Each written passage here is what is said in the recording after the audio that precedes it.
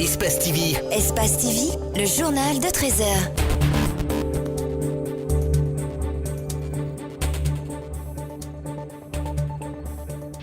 Des militants de l'UFDG, à la tête le député Mohamed Bakary Keïta, ont été dispersés ce lundi au cours d'une manifestation. Ils avaient voulu exiger l'installation de Kalemodou Yansane comme maire élu de Matoto. Les patrons des instances dirigeantes du football mondial étaient en Guinée ce week-end.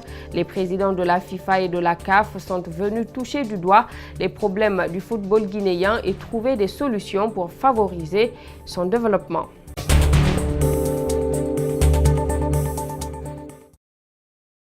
Bonsoir à tous et bonne année. Bienvenue dans cette édition d'information. Une manifestation des militants de l'UFDG a été dispersée ce lundi à Conakry. Ces militants, à la tête le député Mohamed Bakary Keïta, ont investi le parvis du ministère de l'administration du territoire et de la décentralisation pour exiger du ministre Bourema Condé l'installation de Kalemodou Yansane, selon eux le seul maire élu de la commune de Matoto. Le reportage de Mohamed Damaro Kamara et Ibrahima Awal Kamara. Le maire de Matoto s'appelle Kalemodou Yansane. Le maire de Matoto s'appelle Kalemodou Yansane. Il a été élu dans des conditions régulières. Monsieur le ministre, annule ta décision illégale. Après une première manifestation à Matoto, les militants de l'UFDG ont décidé d'interpeller directement le ministre de l'administration du territoire et de la décentralisation afin qu'il revienne sur sa décision de reprendre le vote à la mairie de Matoto. Matoto est jusqu'à ce jour sans maire et les militants de l'UFDG sont catégoriques. Kalemodou Yansane est et demeure le maire élu. Vous êtes tous au courant que nous avons gagné les élections à Matoto. Kalemodou Yansane a remporté le vote sur le poste de maire. Le ministre Bourema Condé, dès la soirée, a pris une décision pour annuler ce vote, pour annuler l'élection de monsieur le maire Kalemodou Yansane. Comme la précédente, la manifestation de ce lundi n'a pas fait long feu. Les manifestants ont été contraints de dégager les lieux. Certains ont été arrêtés. Nous avons été brutalisés. Vous savez, ils sont sans respect des lois de la République. Les gendarmes et les policiers qui y étaient nous ont brutalisés avec la complicité, bien sûr, des bérets rouges de la présidence de la République. Comme ils l'ont exprimé sous les pancartes, pas de reprise du vote au poste de maire. Un poste revendiqué aussi par Mamadou Batos Camara, le candidat du parti au pouvoir. Le soutien des forces sociales de Guinée au SLEG enregistre des interprétations différentes, d'autant plus que deux camps réclament la paternité de cette structure de la société civile guinéenne. Sur quelle base les forces sociales de Guinée ont-elles soutenu la manifestation du syndicat libre des enseignants et chercheurs de Guinée? Nous avons interrogé les principaux acteurs qui entretiennent cette cacophonie. C'est un reportage de Makiso et Lamine Silla. La décision de soutenir le SLEG intervient à l'annonce de gel de salaire faite par le gouvernement Kassori Fofana, alors que le syndicat libre des enseignants et chercheurs de Guinée compte protester contre cette décision. Voici les forces sociales en première ligne. En tant qu'une entité importante de la société civile, nous avons décidé de ne pas rester les bras croisés, de nous lever et appeler les citoyens à une mobilisation générale pour empêcher cette radiation. Parce que radier un enseignant titulaire, cela va impacter négativement sur la formation des enfants de Guinée. Et si la formation des enfants de Guinée est impactée, ça veut dire tout simplement que notre pays, l'avenir de notre pays sera en jeu. Dès les premières heures, les forces sociales font leur constat avant de dresser un bilan. Très tôt le matin, vers 7h30, sur le terrain à l'aéroport, il y avait un dispositif impressionnant des services de sécurité. Et vite, ils nous ont dispersés. Ils nous ont dispersés là et ils ont arrêté certains enseignants et certains citoyens aussi. On ne peut dénombrer le nombre d'arrestations. Dans l'émission des Grandes Gueules de ce lundi, deux branches des forces sociales ont fait chacune son intervention avec des avis différents. C'est cette convention-là qui nous lie au syndicat. Regardez les signatures. La convention a été signée à Conakry le 27 juillet 2018. Nous étions en plein combat pour la réduction de prix de carburant, car l'État a procédé de façon unilatérale et fantaisiste à l'augmentation du prix de carburant à 25%. Autant de discordes qui relancent la question de crédibilité qui frappe de plein fouet la société civile guinéenne.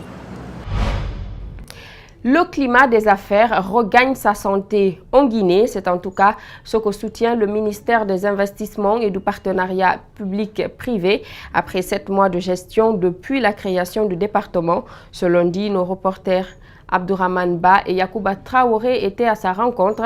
Ils ont échangé sur le bilan et les perspectives du département. Suivez. Après 7 mois à la tête du département en charge des investissements et du partenariat public-privé, Gabriel Curtis revient sur les réalisations déjà effectuées sous sa direction.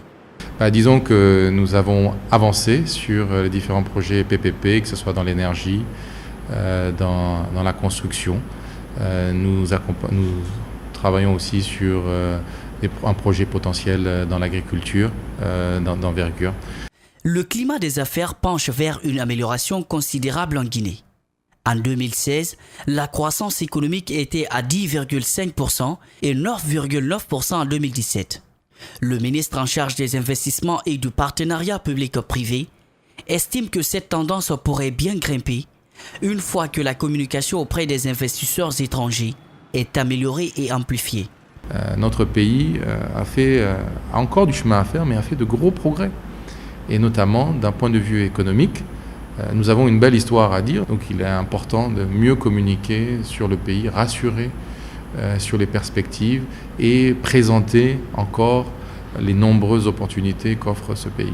Au cours de l'année 2019, plusieurs projets sont annoncés, notamment le renforcement des liens entre le ministère et les partenaires publics-privés, l'accompagnement des jeunes entreprises qui ont de grands potentiels, afin de les mettre au profit de la croissance économique. C'est pour faire connaître les entreprises ici en Guinée qui ont un fort potentiel et donc voir dans quelle mesure on peut accompagner pour accélérer leur développement. Et ce que nous souhaitons, c'est non seulement des PPP, des grands PPP, donc structurants, mais aussi des PPP à plus petite échelle au niveau de nos régions et de nos différentes localités. À cela, plusieurs réformes viendront s'ajouter dans les perspectives du département.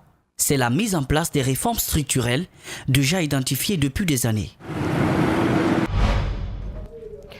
Remise des infrastructures scolaires à Horefello dans la préfecture de Mamou. Il s'agit de l'école primaire de la dite localité qui était en chantier sur initiative de l'amicale des anciens élèves de Horefello qui a investi plus de 350 millions pour rénover une école qui était presque en ruine. Mamadou Saliouba, Yacouba Traoré. Construite en 1962, l'école primaire de Horefello dans la préfecture de Mamou n'avait été jusqu'ici rénovée qu'une seule fois.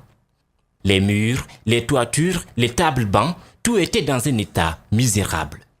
Mais cette image est désormais celle du passé, car voici le nouveau visage de l'école rénové par l'amicale des anciens élèves du dit établissement. L'école était dans un piteux état. On est dans une salle de classe où moi-même je pouvais m'arrêter pour toucher la charpente. Ça ressemblait un peu même à une prison. Les murs ont été d'abord surélevés. Les toilettes, les toitures et les tableaux rénovés en seulement quelques mois. Tout est parti d'un simple constat fait par le donateur principal. Le matin du 4 février, jour de l'élection communale, il y avait un bureau de vote où je devais accomplir mon devoir civique. C'était dans l'enceinte de cette école. Mais je n'y venais pas il y a longtemps.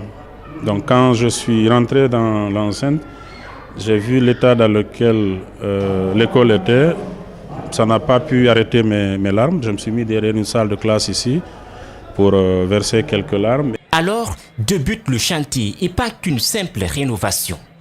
L'amicale des anciens élèves de Horefello a aussi offert une centaine de tables-bancs à l'établissement. Enseignants, élèves sortaient poussiéreux. Mais maintenant, l'image de l'école a changé. La population de Mamou, par ma voix, vous en êtes sincèrement reconnaissante. Soyez-en remerciés. Nous prions Dieu que tous les autres jeunes suivent leur exemple pour qu'ensemble nous entreprenions d'autres chantiers qui interpellent les filles et les fils de notre communauté.